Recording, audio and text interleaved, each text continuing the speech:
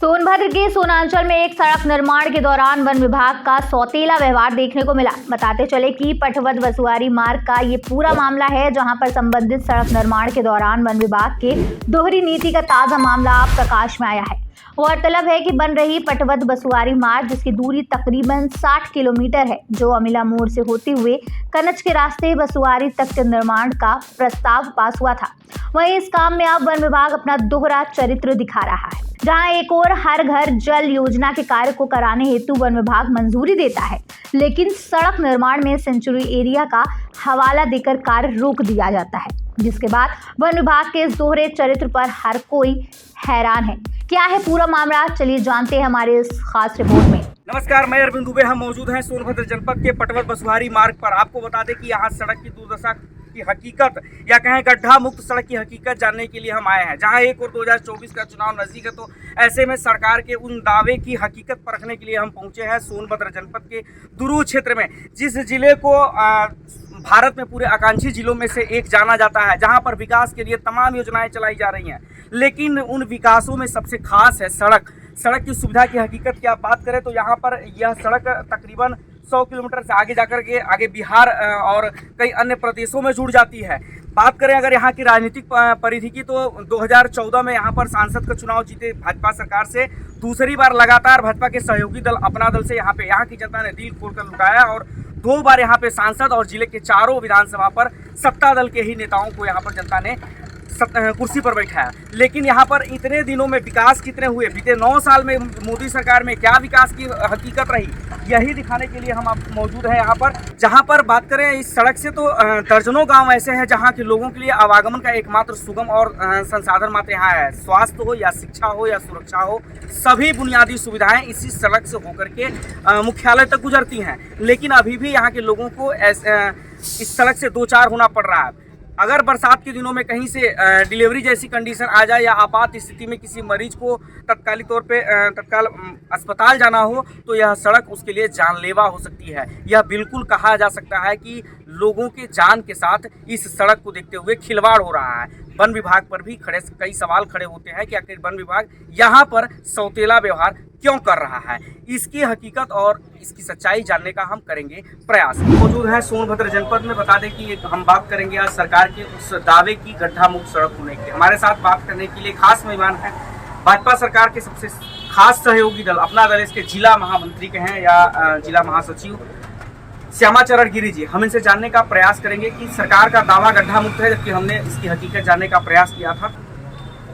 गिरी जी, आपका हमारे चैनल में बहुत बहुत स्वागत है।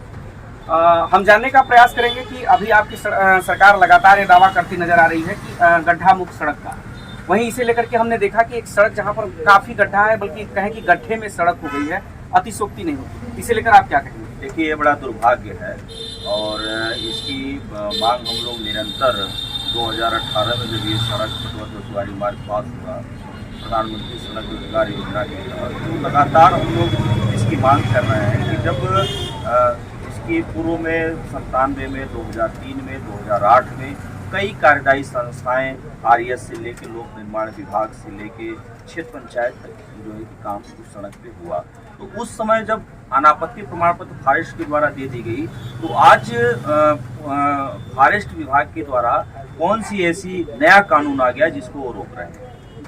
तो अभी आप सरकार में हैं और आप बता रहे हैं कि वन विभाग रोक रहा है। आखिर सरकार में होने का मतलब, सरकार में होने के बाद भी अगर वन विभाग रोक लगा ले रहा है, सरकार के नुमाइंदे इसमें क्या कर रहे हैं, जबकि अपना दल से ही यहाँ पे सांसद भी है, वो क्या कर रहे हैं? देखिए, हमारे माननीय सांसद लगातार इसकी मांग यहाँ से लेके, जब फॉरेस्ट के द्वारा अनापत्ति की बात आई तो जिला के फोरम पर उन्होंने बात किया, फिर केंद्र में बात की, तो उसमें फाइल तो बढ़ी, लेकिन फिर उसको जो है पेंडिंग में डाल दिया गया। आखिर वन विभाग पे उनके पास ऐसी कौन शक्ति है जो है कि एक और जहाँ पे हर घर नल जल योजना का कार्य हो रहा है, वहाँ पर वन विभाग उसी के लिए अनुचित दे दिया, जबकि उससे पहले से वहाँ विचाराधीन है सड़क का मार्ग और सड़क खराब भी है। वहाँ पे वन विभाग क्यों पीछे हट जा रहा है और वहाँ पे वो सांसद या विधायक या आपके सत्ता दल के और कोई नुमाइंदे क्यों नहीं काम करा पा रहे हैं? कि ऐसी कौन सी कारण लग रही है? देखिए, अब आपका सवाल बहुत ही सही है और हम लोगों के लिए काफ़ी कड़वा है और हम लोग जब क्षेत्र में जा रहे हैं तो सवाल आम जनता इस बात की कर रही आपके सांसद, आपके विधायक हम लोग चुन के भेजे, आपकी सरकार की सड़क क्यों नहीं बन रही? सरकार की तो देखिए जो मंशा थी और सरकार ने उस पर खरी भी उतरी, लेकिन सरकार की छवि खराब करने के लिए स्थानीय स्तर पर जंगल विभाग और कहीं न कहीं कार्यदायी संस्था इसको मिला है काम, वो भी इसकी जवाबदेही बनती है। तो यह क्यों ना माना जाए कि आपके सरकार में मतलब कहे कि ब्यूरोक्रेसी इस प्रकार से हावी हो गई है कि डेमोक्रेसी का बिल्कुल कहीं कोई सुनवाई नहीं हो रहा है, पूरी तरह से ब्यूरोक्रेसी ही अपने तरीके से काम चला रही है, डेमोक्रेसी केवल दिखावे के लिए रह गई है? देखिए, ये हम होता है या तो नहीं कर सकते हैं, लेकिन इतना जरूर कहेंगे कि कहीं न कहीं सरकार की छवि खराब करने में कुछ अधिकारी जो है लगे हुए हैं। कुछ अधिकारी का मतलब अगर वन विभाग की हम केवल बात करें और उस उक्त स्थान की बात करें तो वहां पर आखिर कैसी ऐसी क्या मजबूरी है वन विभाग से जो आपके नेताओं के पास, जो हर घर नल जल योजना अगर कोई बड़ी संस्था काम करा रही है, हम वहां पे आज गए थे, हैदराबाद की एक कंपनी है जो काम करा रही है, आखिर उस कंपनी को हैदराबाद से आती है और वही उस कंपनी वहां पर उसी वन विभाग से एनओसी प्राप्त कर देती है, लेकिन यहाँ के नेता, यहाँ के जनप्रतिनिधि आखिर वहां पे जाकर के दम क्यों तोड़ दे रहे हैं? उनका दम वहां क्यों घुट जा रहा है? ये सवाल आपका बिल्कुल सही है और इस पर जनप्रतिनिधियों को बोलना चाहिए। तो चुने हुए जनप्रतिनिधि हैं, उनको निश्चित तौर पर इसकी बात प्रमुखता से रखनी चाहिए, क्योंकि फॉरेस्ट विभाग भी कहीं न कहीं सरकार के अधीन आता है और जिस तरीके से फॉरेस्ट की जो तानाशाही वहाँ पे चल रही है, जो दोहरा मापदंड उस पटवत बसुआरी मार्ग को चल रहा है, एक तरफ जहाँ जलकल परियोजना है उस एरिया में ये जो प्रोजेक्ट पास किया गया था पटवत बसुआरी मार्ग, उसके काफ़ी बाद ये प्रोजेक्ट जलकल योजना है जिसको तुरंत अनापत्ति प्रमाण पत्र दे दी गई, लेकिन पटवत बसुआरी मार्ग आज भी अपना घड़ियाली आंसू बहा रहा है और इस पर कोई सुनने को तैयार नहीं।